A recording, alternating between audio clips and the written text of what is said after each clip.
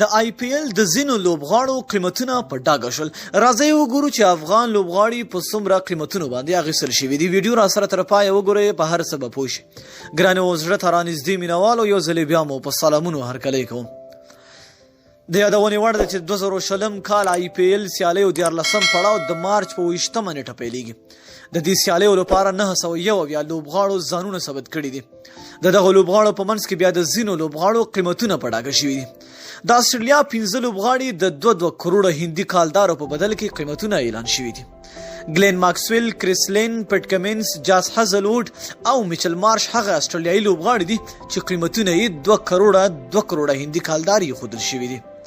د سویلي افریقا فاست بالر ډیلسټن او د سریلانکا الراونډر انجیلیو میتیوز لپاره هم 2 کروڑه قیمت وړاندې شوی دی.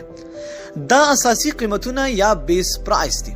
د ډسمبر په 19 نیټه 15 ورځې وروسته به د هندستان په کلکته ښار کې د لوبغاړو د پیر مراسم یا بولی چمتو شي. اوس په هندستان کې د سید مشتاق علي په نامه کورنۍ شلوریزو لوبې روانې دي چې له دې لوبو هم د هند کرکټ بورډ د آی پی ایل لپاره اغیزناک هندي لوبغاړي رااخلي. ماکسویل چې اوس مهال د نړیوال کرکټ څخه لري دی او استراحت کوي، ګورو چې آی پی ایل کې د پیسو په بدل کې لوبيږي او کنه. هغه په تیر کې لډیلی او پنجاب لوبډله سره لوبېدل دي او کریسلین بیا د کلکتې لوبډلې اوپنر دی. پټ کمنس له ممبئی، ډیلی او کلکتې لوبډلو سره په تیرو پړاوونو کې لوبېدل.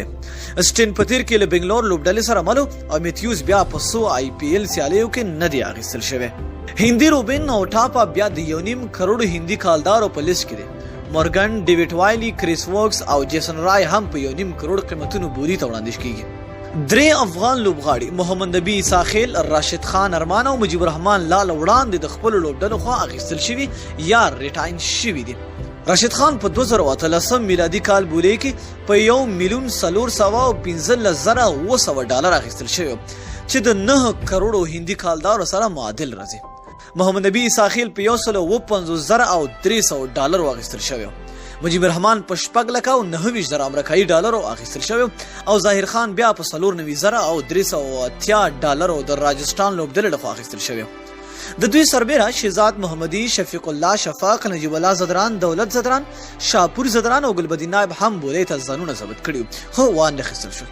سکهال ګورو چې 100 افغان لوبغاړي په آی پی ایل لیګ کې د لوبېدو چانس ترلاسه کړي. نو دوستانو، تاسو په ان کوم افغان لوبغاړي په آی پی ایل کې واخیستل شي او تاسو کوم یو غواړئ چې چانس ورکړل شي، لاندې په کمنټ کې موږ سره د هغه نوم ولیکئ. تر بیا بلې ویډیو د الله